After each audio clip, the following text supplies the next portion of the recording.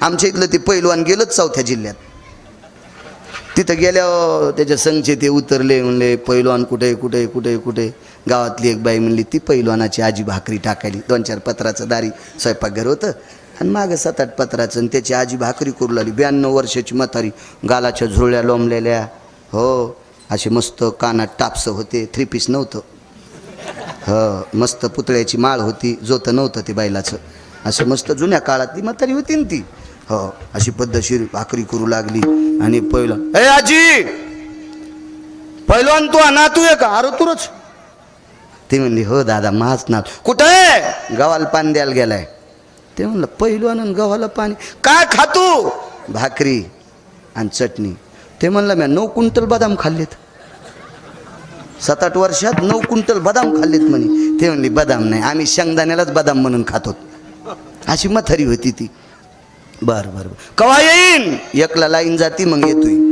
बसले गाडीतच, गरमू लागलं ना, कवरक चालू ठेवते, जळण न तेल. म्हातारीला दया आली, म्हणजे या रे पोते टाकलेत. बसले म्हातारीन गरम गरम एक भाकरी वाढली. बाबा कोणाला साधं समजू नये, एक भाकर टाकली आणि भुरकी कोरडीच वाढली. आता ते पैलवान काजू खाणार आणि ते कोरडी भुरकी खातं का? ते म्हणलं बाई तेल आहे का? म्हातारीन 10 किलो कळडी भाजून ठेवते आरड घेण्यासाठी. तर तिने मुठमुठ कळडी सगळ्याच्या ताटात टाकल्या. याच्यातच तेल आहे. काय बोलती म्हणे म्हातारी, याला घाण्यावर न्यावं लागते, आता आरड घ्यावं लागते. म्हातारी म्हणली बाप्पा 2 महिने झालं भाजल्यात, मला आरड घ्यायला टाईम नाही ना, आम्ही घाण्याचं तेल खात नाहीत. आणि मग हे तेल पिळानं. म्हातारीचं 92 वर्ष वय होतं सीताराम बाबा. तिनं पैलवानाच्या ताटावरल्या कळडी घेतल्या ना, अशा पिळल्याबरोबर कळ कळ कळ कळ तेल पडलं.